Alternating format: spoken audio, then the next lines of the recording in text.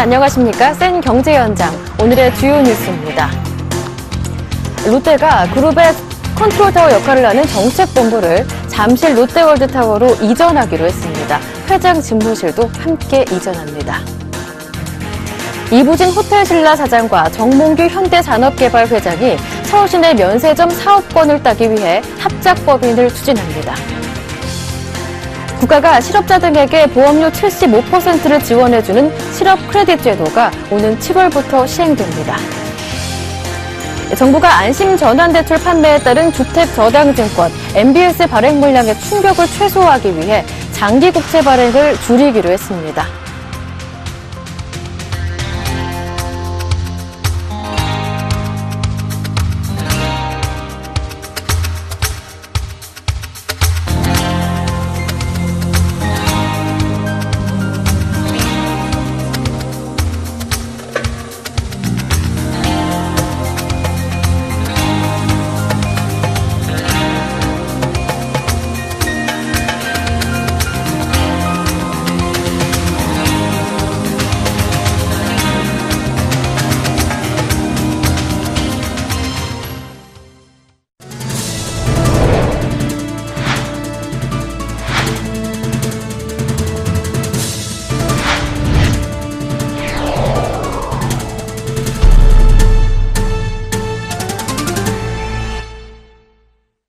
주식시장이 갈수록 활기를 띠고 있습니다. 코스피는 2100선 돌파를 1포인트 정도밖에 남기지 않았는데요. 유동성 장세가 펼쳐지면서 외국인들의 매수가 끊이질 않고 있고 실적 전망치도 상향 조정되는 등 분위기는 한층 더 달아오르고 있습니다. 오늘 장 마감 시황 들어보겠습니다. 보도국의 한지희 기자와 함께합니다. 안녕하세요. 안녕하세요.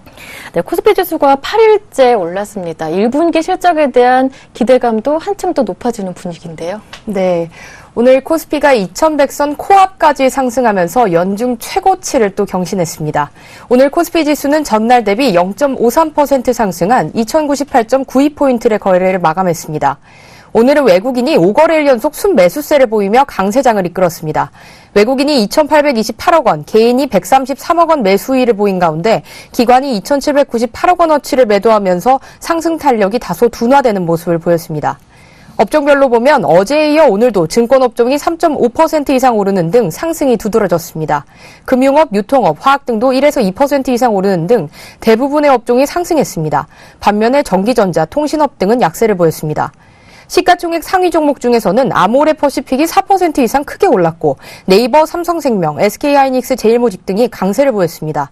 반면 삼성전자, 현대모비스, SK텔레콤 등은 약세를 보였습니다.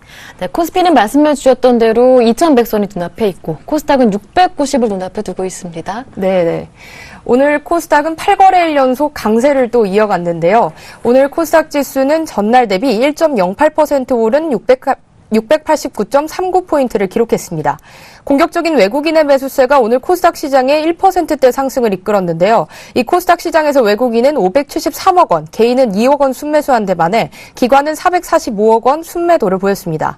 업종별로는 상승세에 불붙은 제약주가 6.5% 넘게 급등했고 종이목재와 금융, 운송 등도 4% 이상 크게 올랐습니다. 반면 디지털 콘텐츠, 통신 서비스, 의료 등은 1% 이상 하락했습니다. 시가총액 상위 종목 중에서는 대장주인 셀트리온이 상한가를 기록했고 CJENM, 파라다이스 등이 올랐습니다. 반면 다음 카카오는 0.8% 하락했고 동소와 컴소스, GS홈쇼핑 등도 약세에 머물렀습니다. 원달러 환율은 전날 대비 5원 90전 오른 1098원 60전에 마감했습니다. 네, 잠시 후에 뉴스를 통해 조금 더 자세하게 보도해 드릴 텐데 이 호텔신라와 현대산업개발이 서울시내 면세점의 사업권을 따기 위해 손을 잡았다는 소식에 주가의 반응도 뜨거웠습니다. 네, 그렇습니다. 오늘 호텔신라와 이 현대산업개발이 서울시내 면세점 사업에 공동으로 진출하기로 결정하면서 주가가 급등하는 모습을 보였는데요. 양사의 협력으로 면세점 사업권 획득 가능성이 높아졌고 이후 각사 실적에도 크게 기여할 것이란 전망이 우세하기 때문입니다. 오늘 호텔신라 주가는 전날 대비 14.6% 오른 11만 3천 원의 거래를 마쳤고 현대산업개발도 전날보다 7.93% 오른 6만 4천 원의 장을 마감했습니다. 이 양사의 시내면세점 공동추진 협상은 지난 3월 초에 현대산업개발 측의 제안으로 협상이 시작됐는데요. 같은 달 말 정몽규 현대산업개발 회장과 이부질 호텔신라 사장이 직접 만나면서 공동사업 진출 계획이 급물살을 탔습니다. 그 후 일주일 만에 합작법인 HDC 신라면세점을 출자시키기로 합의했습니다. 이처럼 이 삼성가와 범현대가가 면세점 공략을 위해 힘을 합치자 이 증권업계도 굉장히 들썩이는 모습이었는데요. 김세령 KB투자증권 연구원은 현대산업개발의 용산 아이파크몰의 지리적 강점과 더불어 호텔신라의 면세점 운영 노하우가 더해지면서 기대감이 더욱 상승할 전망이라며 특히 용산 미군기지 이전 확정과 국제 업무단지 개발 계획 등으로 용산지구 사업 매력도가 높은 상황인 점도 면세점 입찰에 유리하게 작용할 것이라고 말했습니다. 관세청은 오는 6월 1일까지 이 서울시내 신규 면세점에 대한 특허권 신청을 받아 7월 중에 사업자를 선정할 계획입니다. 네, 이 소식은 잠시 후 뉴스를 통해 조금 더 자세하게 짚어드리겠습니다. 지금까지 보도국의 한지희 기자와 함께했습니다. 고맙습니다. 고맙습니다.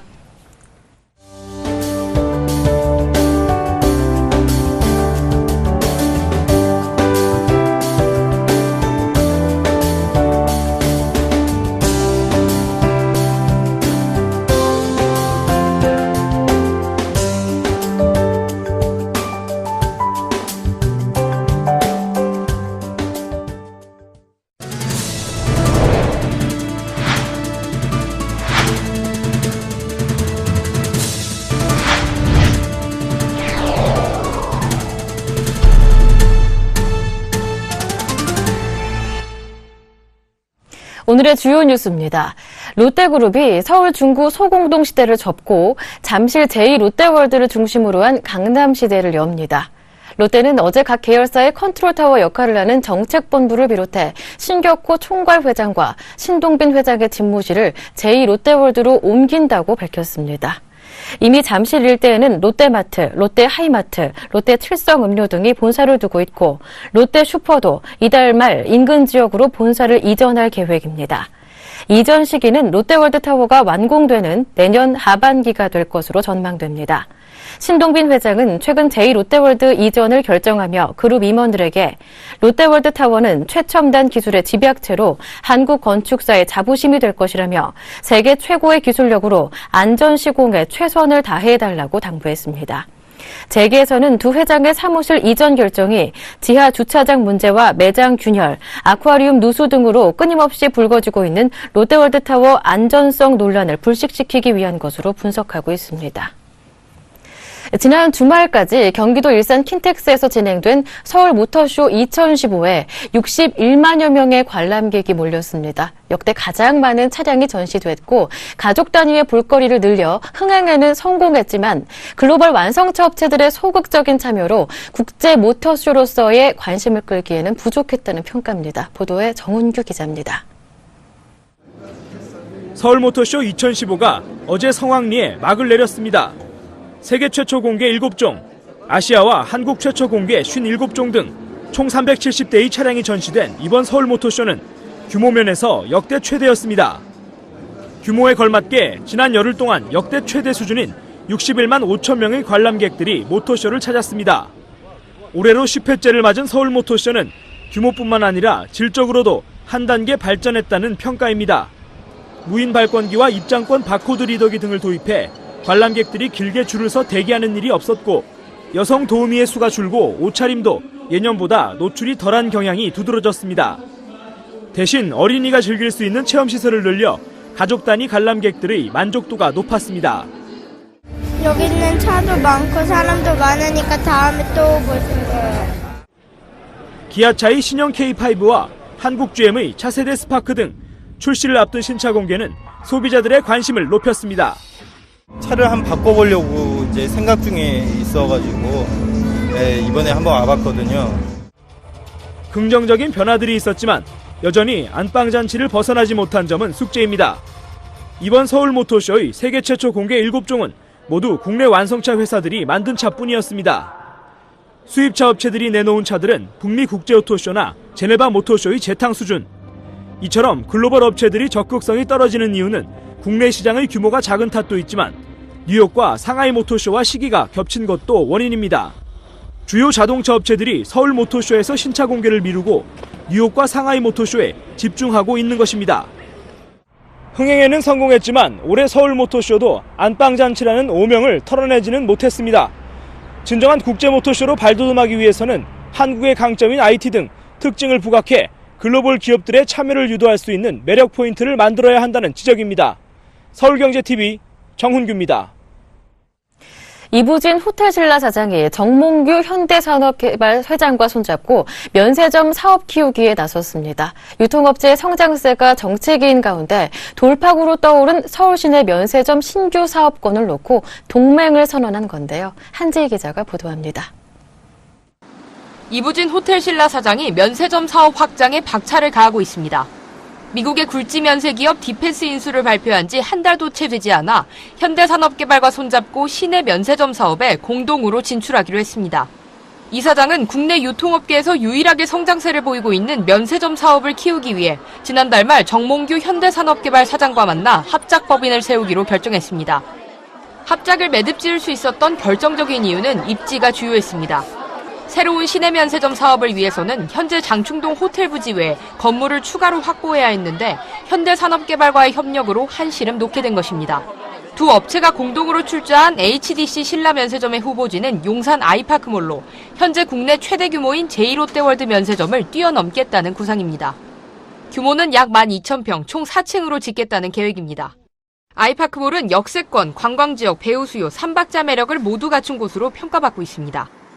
이번 합작사 설립을 통해 사업자 선정의 중요 평가 항목인 경영 및 운영 능력뿐만 아니라 입지 조건, 지역 경제 및 관광 활성화까지 심사 기준 모두를 충족하는 경쟁력을 갖추게 되었습니다. 이부진 호텔신라 사장의 합작 결정에 오늘 호텔신라 주가는 가격 제한폭까지 올랐습니다. 증권업계에서도 잇따라 긍정적인 평가를 내놨습니다. 합작 출자로 면세점 사업권 획득 가능성이 높아진 데다 호텔신라의 경우 서울 시내 면세점 한 곳이 추가되면 시장 점유율은 30%, 매출은 40% 가까이 성장할 것이란 전망입니다. 호텔신라는 면세 사업이 전체 실적의 약 80%를 차지하는 상황. 지난 2010년 호텔신라 사장으로 승진한 이후 면세점 사업 확장에 매진한 이 사장은 호텔신라를 진두지휘한 지 4년 만에 2배 넘는 매출 증가를 이뤄낸 바 있습니다. 이부진 사장의 이번 승부수가 호텔신라를 글로벌 빅3 면세점으로 키워낼 수 있을지 업계의 관심이 집중되고 있습니다. 서울경제TV 한지입니다. 네, 기준금리 1% 시대가 한 달을 맞았는데요. 저금리 기조가 이어지자 수익형 부동산에 투자가 집중되고 있습니다. 양한나 기자가 전합니다.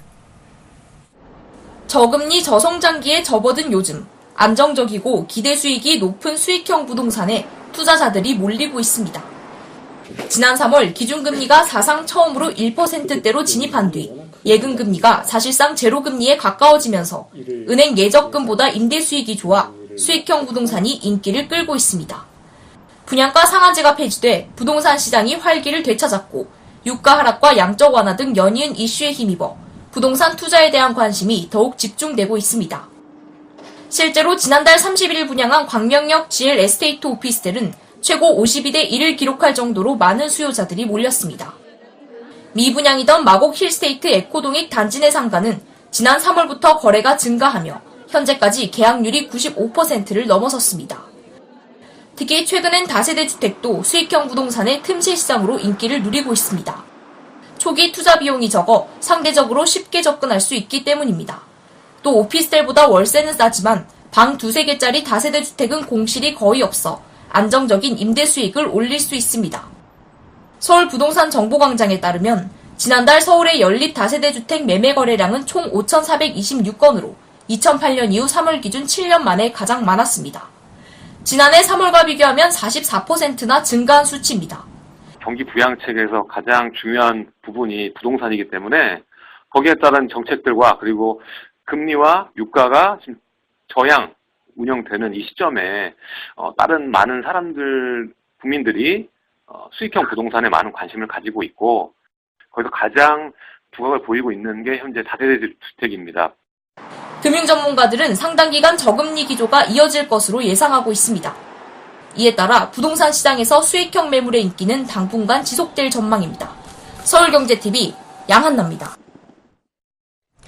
그동안 소득이 없어 국민연금 보험료를 납입하기 어려웠던 실직자 등에게 보험료를 지원하는 실업 크레딧 제도가 오는 7월부터 시행됩니다. 이 제도는 실업자가 보험료의 25%만 내면 최대 1년의 구직급여 수급 기간 동안 국가가 나머지 75%를 지원해 주는 것으로 보건복지부는 실업 크레딧 신청 방법과 지원 범위 등을 규정한 국민연금법 시행령 개정안을 입법 예고했습니다. 개정안에 따르면 지원 대상은 18세 이상 60세 미만의 실직자로 신청은 국민연금공단과 각 지역 고용센터에서 할 수 있습니다. 다만 일정 수준의 소득과 재산을 가진 사람은 실업 크레딧 지원 대상에서 제외됩니다. 시간제 근로자의 국민연금 가입 문턱도 낮아집니다. 현재는 국민연금 직장인 가입자가 되려면 한 개 사업장에서 최소 월 60시간 이상 일해야 했지만 앞으로는 2개 이상 사업장에서 일해도 총 근로시간이 월 60시간만 넘으면 됩니다. 18세 미만 근로자도 기존의 사업주 동의가 필요했던 반면 앞으로는 국민연금에 자동 가입됩니다. 정부가 안심 전환대출 판매에 따른 주택저당증권 발행 물량 충격을 최소화하기 위해 만기 5년 이상의 장기 국채 발행을 줄이는 방안을 추진합니다. 이는 안심 전환대출 판매 규모만큼 MBS를 의무 매입해야 하는 은행들이 주로 단기를 확보에 치중하면서 MBS 장기를 가격이 하락하는 등 채권 시장의 금리 이상 현상이 심화되고 있다는 판단에 따른 것입니다. 장기물 국채 발행이 줄면 국채 대체제로서 MBS 장기물의 시장 소화에도 유리한 환경이 조성될 수 있을 것으로 예상됩니다. 정부는 MBS 발행이 집중되는 5월과 6월, 만기 5년 이상의 국채 발행을 줄이면 시장에서 중장기물 MBS를 찾는 수요가 늘어날 것으로 판단하고 있습니다. 기업의 다양한 실적 지표 중 순이익이 주가와 가장 밀접한 관계가 있는 것으로 나타났습니다. 한국거래소와 한국상장사협의회에 따르면 지난해 순이익이 전년보다 늘어난 유가증권시장 상장사 276개사의 주가는 올해 들어 평균 81.49% 상승한 것으로 나타났습니다. 이는 유가증권시장에 상장된 12월 결산법인 706개사 가운데 전년 동기 실적과 비교 가능한 기업 618곳의 사업 보고서를 분석한 결과입니다. 전년보다 영업이익이 증가한 277개사의 주가는 평균 73.04%, 매출액이 늘어난 331개사의 주가는 평균 51.71% 올랐습니다. 한국거래소 관계자는 실적과 주가는 밀접한 상관관계를 보였다며 실적 호전법인의 시장 대비 초과 수익률은 순이익, 영업이익, 매출액 순으로 높게 나타났다고 설명했습니다. 올해 법인세가 지난해보다 최대 5조 원에서 6조 원 정도 더 거칠 것으로 추산됐습니다. 이에 따라 4년째 이어질 것으로 우려되는 세수 결손 상황을 개선하는 데 큰 도움이 될 전망입니다. 국세청은 올 3월에 끝난 지난해 영업실적에 대한 법인세 신고액이 전년보다 상당 수준 증가했다고 오늘 밝혔습니다. 국세청 관계자는 올해 법인세 신고액이 전년 대비 10%대 후반 정도 늘었다며 성실 납부를 유도하기 위해 올해부터 법인과 개인 사업자를 대상으로 과세 자료를 사전 제공한 것이 효과를 냈다고 말했습니다. 지난해 경기 부진으로 애초 예산 대비 법인 세수 결손액이 3조 3천억 원에 달했지만 올해는 법인세 신고액의 증가로 법인세 예산이 46조 원에 달할 것으로 보입니다. 한편 지난 1월 확정 신고된 개인 사업자와 법인 사업자의 부가가치세 신고액도 전년 동기 대비 20% 정도 올라 올해 부가세 수입도 상당 수준 증가할 것이란 관측이 나왔습니다.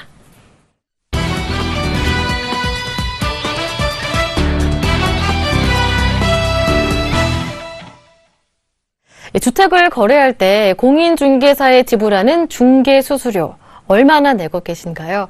서울 지역의 부동산 중개수수료가 내일부턴 반으로 줄어들 전망입니다. 반값 중개수수료 서울 시행을 앞두고 정창신 기자와 자세히 알아보겠습니다. 안녕하세요. 안녕하세요. 네, 강원도와 경기도 일부 지역에서는 이미 반값 중개료가 시행이 된 거로 알고 있습니다만 서울에서도 시행을 앞두고 있다고요? 네, 내일부터 서울에서도 반값 중개수수료가 시행됩니다. 자, 반값 중개수수료가 시행되는 것은 강원과 경기도, 인천에 이어 지자체 가운데서는 네 번째인데요. 지난주 금요일 서울시의회 도시계획관리위원회는 주택 중개수수료 조례 일부 개정 조례안을 서울시장이 제출한 원안대로 의결했습니다. 서울시 주택중개수수료 개정 조례안은 오늘 오전 서울시의회 임시회 본회의에서도 가결됐는데요. 특히 서울시는 새로운 중개수수료 조례안을 내일부터 적용하기로 했습니다. 이사철을 맞아 조례안을 조속히 적용해 실수요자들이 조금이라도 빨리 혜택을 받게 하기 위해서입니다. 개업 공인중개사가 중개보수를 초과하는 비용을 받을 경우 영업정지와 고발 등의 강력한 행정처분을 받게 됩니다. 네, 그렇다면 서울 지역의 중개수수료 얼마나 줄어들게 되는 건가요? 말 그대로 반값이겠지요? 네, 맞습니다. 자, 이번 개정조례안이 시행되면 중개수수료는 말씀하신 대로 반값이 됩니다. 반값 중개수수료 개편안에서는 주택매매 거래 시 6억 원 이상 9억 원 미만 구간, 전월세 거래 때는 3억 원 이상 6억 원 미만 구간을 신설하고 중개보수요율을 각각 0.5% 이하와 0.4% 이하로 조정했습니다. 신설된 구간 외에 가격대에서는 기존 중개수수료율이 그대로 적용되는데요. 지금까지는 6억 원 이상의 매매에서는 0.9% 이하에서 협의에 결정을 했고 3억 원 이상 임차 거래 때는 0.8% 이하에서 협의했습니다. 자, 조금 쉽게 예를 들어서 좀 설명을 드리자면, 자, 6억 원짜리 아파트를 살 때 공인중개사에게 지불해야 될 중개 수수료는 540만 원 정도 됐는데요. 이번 개정조례안이 시행되면 300만 원 정도로 약 240만 원이 줄어들게 됩니다. 또 전셋집을 구할 때도 3억 원짜리 아파트의 경우에는 기존 240만 원에서 120만 원으로 반값만 내면 됩니다. 네, 이렇게 중개수수료가 대폭 줄어들면서 지역별로 본다면 중개수수료 감소액이 어느 정도일까요? 네. 자, 부동산 업계에 따르면 전국에서 반값 중개수수료가 시행될 경우 중개보수는 약 2,990억 원이 줄어들 전망입니다. 지역별로 감소하는 중개수수료는 서울이 2,121억 원, 경기도가 682억 원, 부산이 52억 원 등이 줄어들 것으로 예상이 됩니다. 네, 이제 서울에서도 반값 중개수수료가 시행이 되면 이러한 조짐이 빠르게 확산될 것 같은데요. 네, 맞습니다. 자, 이번 반값 중개수수료가 전국적으로 좀 확산될 조짐을 보이고 있는데요. 자, 반값 중개수수료를 도입했거나 최종 본회의 통과를 앞둔 지자체는 경기도와 인천시, 경상북도 등 모두 9곳에 달하고 있습니다. 아직도 8개 지자체가 도입을 놓고 고민하고 있는 상황입니다. 부동산 전문가들은 경기, 인천에 이어서 서울에서도 내일 반값 중개수수료가 시행이 되면 나머지 지자체들도 순탄하게 마무리될 것으로 전망하고 있습니다. 네, 이제 서울에서도 시행되게 되는 반값 중개수수료 정창신 기자와 함께 자세히 알아봤습니다. 고맙습니다. 감사합니다.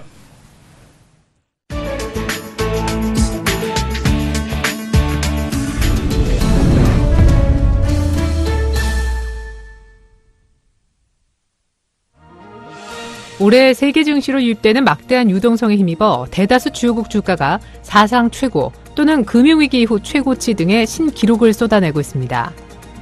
금융투자업계와 블룸버그에 따르면 세계 증시 시가총액에서 비중이 1% 이상 되는 15개국 증시의 대표 주가지수가 올해 들어 모두 플러스 상승률을 기록했습니다. 이 중에서도 미국 등 5개국 주가지수가 올해 사상 최고치를 경신했고 일본, 대만이 15년 만에 최고치, 6개국이 2008년 금융위기 이후 최고치로 각각 뛰어오르는 등 13개국 주가가 새 기록을 썼습니다. 이 같은 전 세계적 대상승장의 원동력은 무엇보다 각국 중앙은행의 초저금리와 양적 완화 정책으로 풀려나온 막대한 유동성입니다. 여기에 우크라이나 내전, 그리스 유로존 탈퇴 등 지정학적 리스크가 소강 상태로 접어든 것도 한 요인으로 작용했습니다. 다만 미국의 1분기 경기 둔화 우려나 부동산 시장을 필두로 한 중국 경제 위기 가능성, 남유럽 국가들의 경기 침체 등 실물 경제 측면의 리스크는 여전해 세계 증시의 유동성 파티가 언제까지 지속될 수 있을지 주목됩니다. 오늘 2016년 미국 대선에 힐러리 클린턴 전 미 국무장관이 출사표를 던지면서 미국 대선 경쟁이 본격화됐습니다. 민주당 유력 대선 후보로 손꼽히는 클린턴 전 장관은 지난 10일 선거 캠프 홈페이지에 2분 19초짜리 동영상을 공개하고 대선 출마를 선언했습니다. 그는 평범한 미국인들은 챔피언을 필요로 하고 있다며 내가 그 챔피언이 되고 싶다고 말했습니다. 공화당에서는 다양한 후보들이 도토리 키재기식으로 난립하는 양상을 보이고 있습니다. 출마 가능성이 점쳐지는 공화당 잠룡이 10명을 훌쩍 넘어선 가운데 크루즈와 폴 의원이 출마를 선언했습니다. 나머지 후보는 저마다 힐러리의 대항마임을 자처하지만 여론조사를 보면 클린턴 전 장관과 10%포인트 안팎의 큰 격차를 보이고 있습니다. 클린턴 전 장관의 출마를 계기로 물밑 행보를 이어가던 잠룡들의 공식 출마 선언이 줄을 이을 전망입니다. 어제 오전 1시 20분쯤 리비아 트리폴리의 한국 대사관이 무장괴한의 총격을 받았습니다. 무장괴한이 기관총 40여 발을 발사해 경비초소에서 근무 중이던 리비아 내무부 소속 경찰관 2명이 숨지고 1명은 중태에 빠졌습니다. 하지만 이 사건에 대해 무장괴한들이 한국 대사관과 한국 외교관을 목표로 삼아 총기 공격을 가한 것이 아니라는 주장이 제기됐습니다. 리비아의 한 소식통은 범인들이 대사관 경비원들을 살해하려는 목적으로 공격한 것으로 추정되고 있다고 전했습니다. 이 소식통은 사건 당시 대사관 내부에 있던 한국 직원이 무사했고 대사관 침입 시도가 없었던 점, 경비원들에게 집중적으로 총격이 가해진 점 등을 들어 괴한이 한국 대사관을 겨냥하지 않았다는 주장을 제기했습니다. 이는 한국 대사관 건물이나 한국인 직원보다는 경비원을 겨냥해 조준 사격한 것으로 해석할 수 있습니다. 영국의 수상이었던 처칠은 뛰어난 리더십으로 유명했죠. 그는 대담할 필요가 있는 사람에게는 오히려 자네는 참 용기가 있군이라는 칭찬을, 실수가 잦았던 사람에게는 참 꼼꼼하게 일을 하는군이라는 칭찬을 했다고 합니다. 바로 사람은 부여된 이미지대로 행동한다는 레테르 효과를 이용한 건데요. 여러분도 이 칭찬의 힘 실생활에서 활용해 보셨으면 좋겠습니다. 센 경제 현장 여기서 마치겠습니다. 시청해 주셔서 고맙습니다.